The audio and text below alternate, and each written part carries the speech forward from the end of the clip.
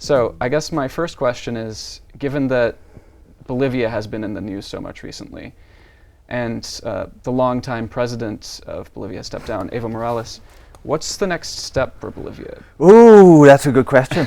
At this point, nobody really quite knows. So he resigned. He resigned because the military invited him to resign. He has been the longest serving president in Bolivian history. Right. He was elected in 2005, took office 2006.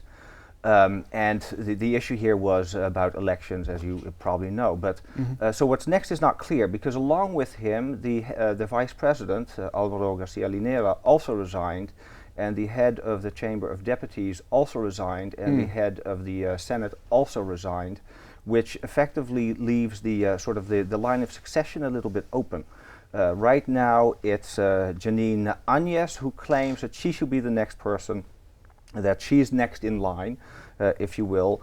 The problem is that the majority of people in Congress are members of Evo's party, and it is somewhat doubtful that they'll vote for that. And then you end up with this tremendous impasse. So I've heard somebody suggest that the army could step in. Nobody wants that at all. Definitely not. Well, they don't. The people don't. So it's not clear who's going to be next. There'll likely be new elections at some point. Constitutionally, there should be within first 90 days.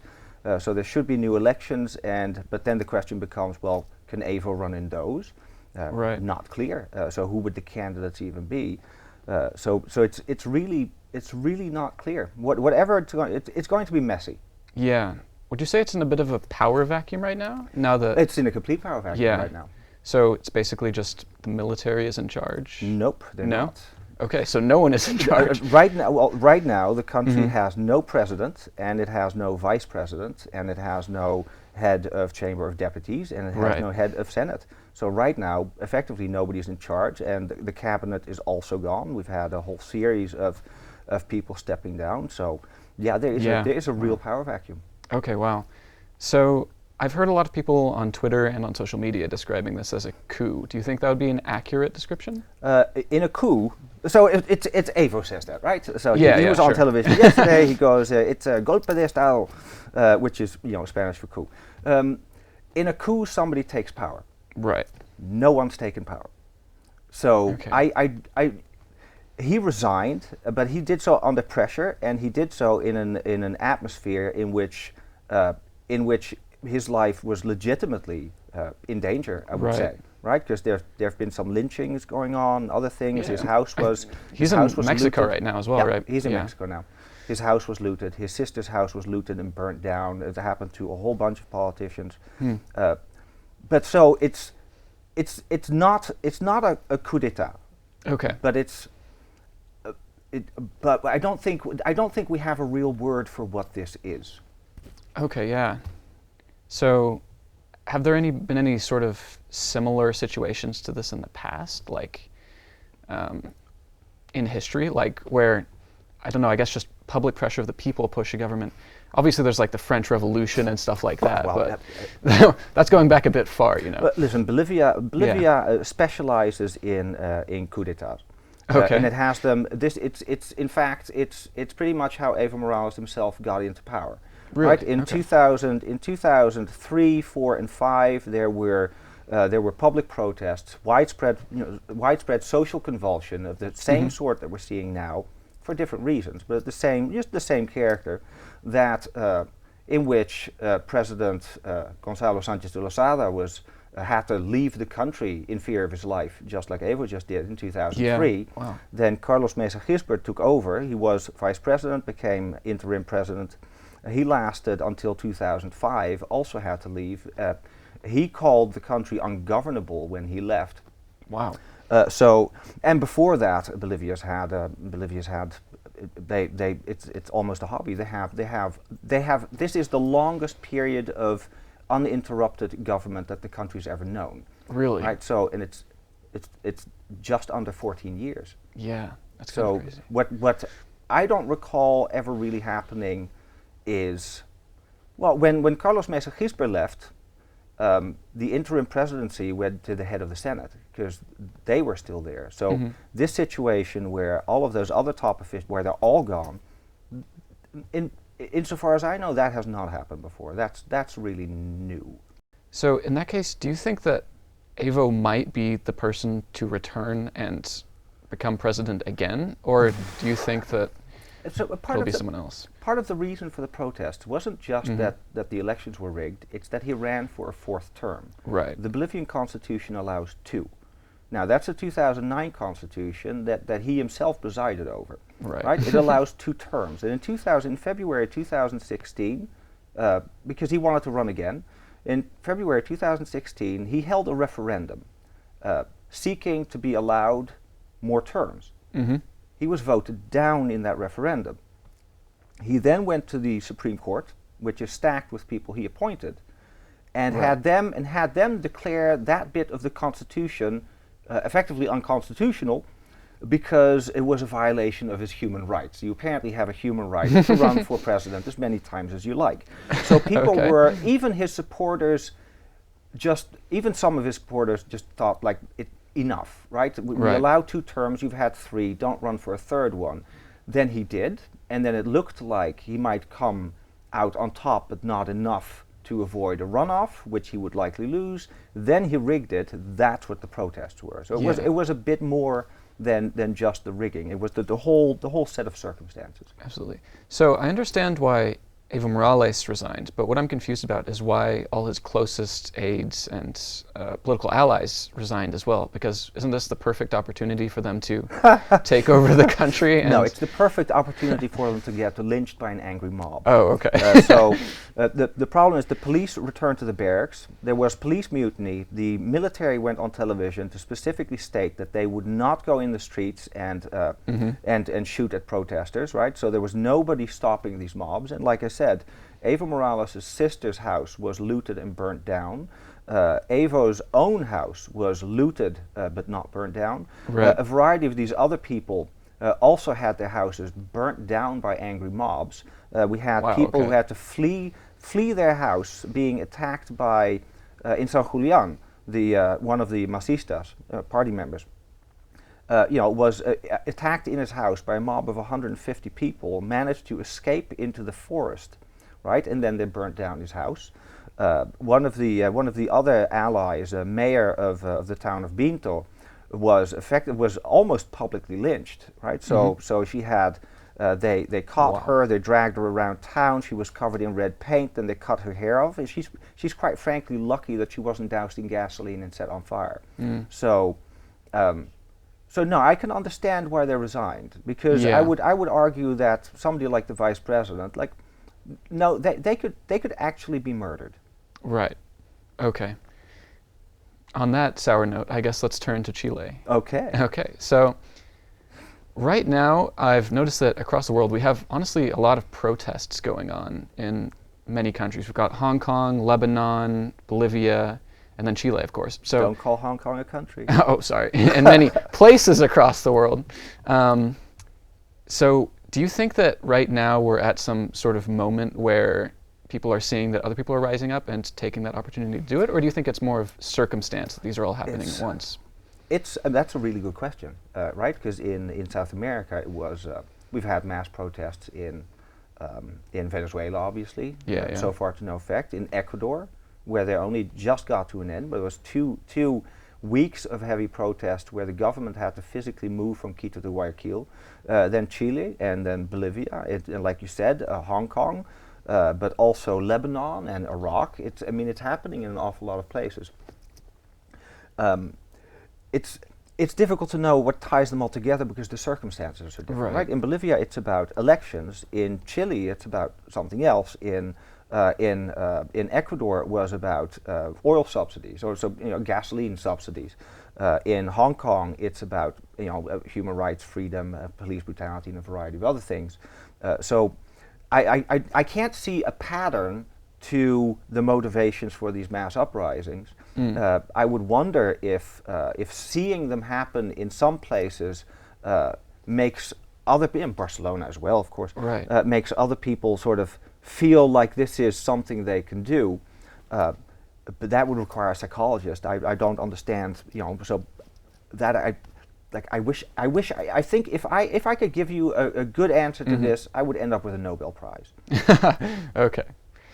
So yeah, in that case,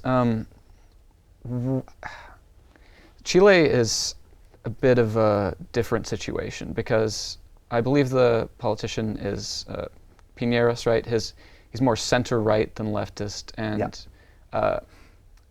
they're not upset about any sort of election or anything. It has to do with his policies. Am I correct in that? Well, the unrest broke out. I believe, October 8th, and the actual cause of it was this increase in bus and subway fares. Right. So bus and subway fares were increased. Now, this is normal. Chile has this policy where periodically those prices are adjusted. To reflect changes in cost of living, all the inflation, that sort of thing. And so the increase in price for the fares, it was 4 cents, right? $4. It was a 4% increase. It more or less translates to about $4. So an almost insignificant increase. That led to first high schoolers jumping turnstiles, right, in a sort of a mass movement. That turned into other people joining. Then it turned into burning down the stations. So at least 20 of these stations, the subway stations, have been burnt down at this point. A whole bunch of buses have been burnt down, and then it turned into this enormous protest movement, right? But what set it off was this increase in prices. Now, if you read a lot of newspapers, The Guardian, the New York Times, a bunch of them, they will tell you that it's about inequality, right? Because Piñera he's all about neoliberalism and private ownership, and they're upset about inequality. It's true that Chile has a relatively high rate of inequality. So for OECD countries, it has the highest rate of inequality. Okay. For South America, it's perfectly middling. And in addition, from 1990, when democracy was restored to Chile, to today, the Gini coefficient, which measures inequality, has consistently been going down. Right? On top of that, Chile is by far the wealthiest country. Well, not wealthiest, but Chile is the safest and most prosperous country in all of Latin America. By far. Solid middle income. So being poor in Chile is not the same as being poor in Bolivia. It's still not fun to be poor, even in Chile, but life is significantly better there. So, so saying that it's about neoliberal policies or about inequalities, for me it falls flat a little bit, just because you're talking about a country where there's consistently been improvement in these rates of inequality, where the economy is humming along relatively well, where most things function. They have where you're generally safe, right? So where police work, where there's not a whole lot of repression at this point. Well, right now there is, but so it's hard. It's a bit more than that. And the question really is, well, what are they so upset about? Yeah. What are they so upset about? And it can't be a $4 bus fare increase, right? But inequality is also not a very good explanation. What is true for Chile is that if you measure it to other Latin American countries, it has the lowest rate of political participation, right? So in the last presidential elections, only 47% of people voted. That's a really, really low participation rate. And what that indicates to me is that Chileans feel alienated from politics. I think that we have to look for the answer really more in that direction, that this is really more about a fundamental distrust of the political class. And that's a very Latin American phenomenon, but it's very much present in Chilean society. So people just don't feel like the government represents them or their interest. And that can be about economic policies, but it's also about education. It's about a whole range of things. Absolutely. If that makes sense to you. Yeah. So I think the current way that the president is trying to resolve the situation is through a constitutional amendment. Do you think that that will actually solve anything? Will that stop the protests? Well, first what he did, what worked in Ecuador. In Ecuador, you had these massive protests, and it was about a reduction in the subsidies for gasoline. The Ecuadorian president just reversed that, and then everything went back to normal. So the first thing that he did was to cancel this fare increase. It didn't work. Then the public demand in the protest was, and actually the way he expressed it was, it's not about 30 pesos, which is that 4 cents, it's about 30 years. And what they meant by that is, we've been stuck with this constitution that was written by the military dictatorship for over 30 years. We want a new constitution. So the demand is for a new constitution. Now he's agreed that so it's not a constitutional amendment, it's a new constitution. He's agreed that they'll have a new constitution. Now the protest is about, well, who gets to write this new constitution? Do we do this with the current Congress, or do we want a new constitutional assembly for this? Do we want a plebiscite? Now the public says they want a plebiscite. The current constitution doesn't allow for this. Current constitution really doesn't have any provisions for a new constitution, because constitutions generally don't. Yeah. But so now the issue is that. Now they're wrangling over who gets to do it. I worry that, so he's given in to their demands. He's done it twice. I worry that if he gives in to this and there's a plebiscite, that it might still not stop it. Because I'm not certain that the protesters themselves understand fully why they're protesting. Yeah. Okay. So is it more of this thing was triggered by a catalyst, which would be the fare increase, and things are bad, but it's hard to pin down exactly? I think what you have is really generalized discontent with the political system, with the political status quo, with the relationship between the people and the political establishment.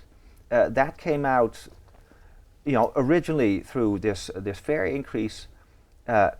Now it's a new constitution, but I think really the underlying problem is just this fundamental distrust in politicians. And the problem is that if you have a nice constitutional assembly, it's going to be filled with more politicians. I think that's in part where the problem is, and I'm not exactly sure how they're going to solve it.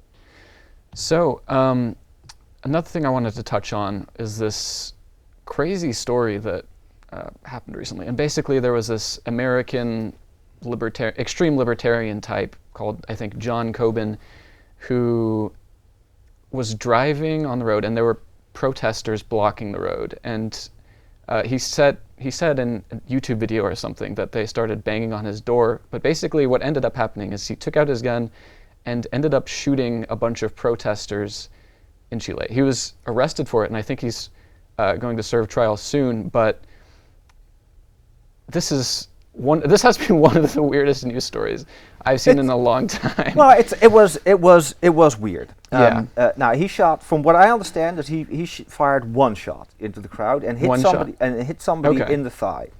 I also understand, although I haven't seen the footage, so I don't know if this is true. But what I hear is that there is actual camera footage, probably some security camera, that captures his car, going through the crowd with people, feet away from his car, so not actually banging on the damn thing. It is irritating to have to drive a car through a crowd because it slows you down, I guess. So you got to wonder if it's an extreme form of road rage that he suffered right there. Yeah. Right. That's. So I don't know. I can't look into the man. I did see that he was. That he apparently likes to say that liberals have ruined America, and that's why he moved to Chile. Yeah. Which is, it's really an open economy with very strong protections for economic rights, I guess. But I also heard somewhere, but I don't know if this is true, that he's going to serve 90 days in jail. But I don't know. It's something I picked up, but yeah. That's just right now. I think it's mostly a rumor mill. But yes, it's a fairly bizarre story if you look at it. Crazy American moves with his gun, shoots into a crowd of protesters because they're a bunch of damn liberals. on the other hand, if you look at it as a road rage story, then it's That's one true. of many. It makes a lot more sense that way.